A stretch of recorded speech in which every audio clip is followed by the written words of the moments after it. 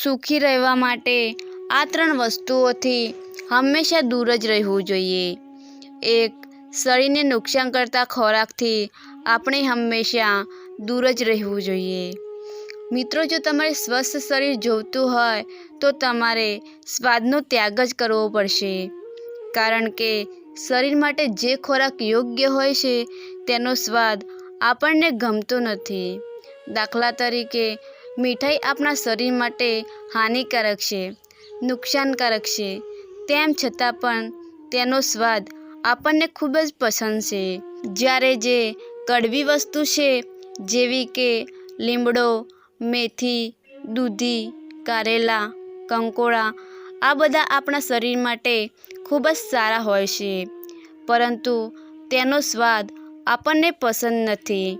કહેવાનો અર્થ એ છે કે જો તંદુરસ્ત શરીર જોઈતું હોય તો સૌથી પહેલાં આપણે સ્વાદનો ત્યાગ જ કરવો પડશે, અને જો આપણે સ્વાદનો ત્યાગ નહીં કરીશું તો પછી આપણે સ્વસ્થ શરીરની આશા પણ ક્યારેય ન કરવી જોઈએ। એટલા માટે જે ખોરાક આપણા શરીર માટે નુકસાનકારક હોય તેવા ખોરાકથી હંમેશા દૂર જ રહેવું જોઈએ। 2. મનને બગાડતા વિચારોથી પણ હંમેશા દૂર જ રહેવું જોઈએ। મિત્રો, આપણો વિચાર જ આપણી આદત બનાવે છે, અને એક આદત જ આપણું જીવન બનાવે છે।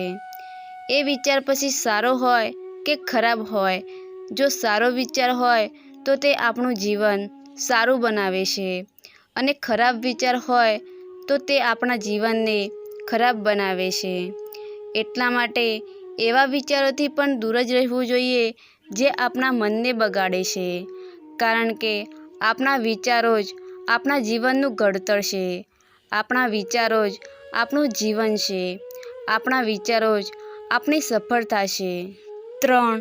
એવા માણસોથી પણ દૂર જ રહેવું જોઈએ જે માણસો અભિમાની હોય, અજ્ઞાની હોય, કારણ કે આવા લોકો પોતાની મરજીથી આપણી સાથે વ્યવહાર કરે છે।